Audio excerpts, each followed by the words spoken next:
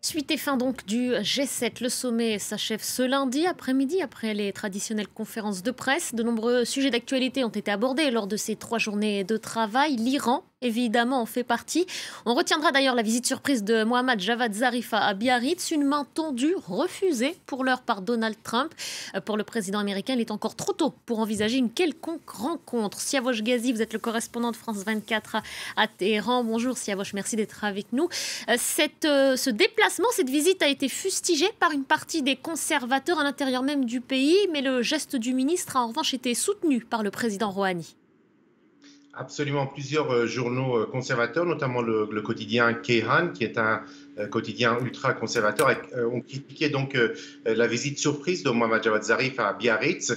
Le quotidien Kayhan affirme même que malheureusement, je cite, le gouvernement et la personne de Mohammad Javad Zarif font confiance aux propositions trompeuses des Français, et donc c'est un piège qui est tendu par la partie américaine au gouvernement iranien, avec la complaisance du gouvernement français, et donc il dénonce cette visite de Mohammad Javad Zarif qui n'avait pas été annoncée. Mais pour sa part, le président Rouhani, qui intervenait directement à la télévision, a affirmé qu'il fallait à la fois utiliser la diplomatie, mais aussi la puissance de l'Iran pour défendre les intérêts du pays. Il a même affirmé qu'il était prêt à rencontrer n'importe qui, entre guillemets, pour défendre les intérêts du pays, et donc ce n'était pas un obstacle pour lui.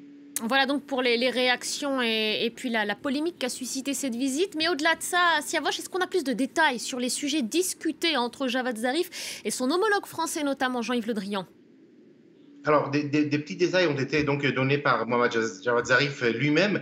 Lorsqu'il est rentré à Téhéran depuis Biarritz, il est immédiatement parti pour Pékin, et depuis Pékin, il a affirmé que les 4 heures de discussion avec les responsables français, notamment son homologue français, mais aussi le ministre des Finances, et en dernière partie avec le président Macron, ont porté sur les questions bancaires et la question pétrolière.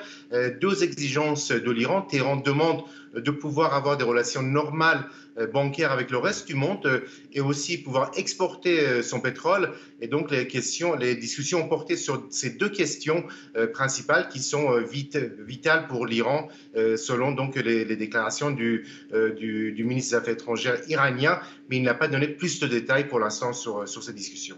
Merci beaucoup, Siavosh. Merci pour toutes ces précisions directes depuis Téhéran.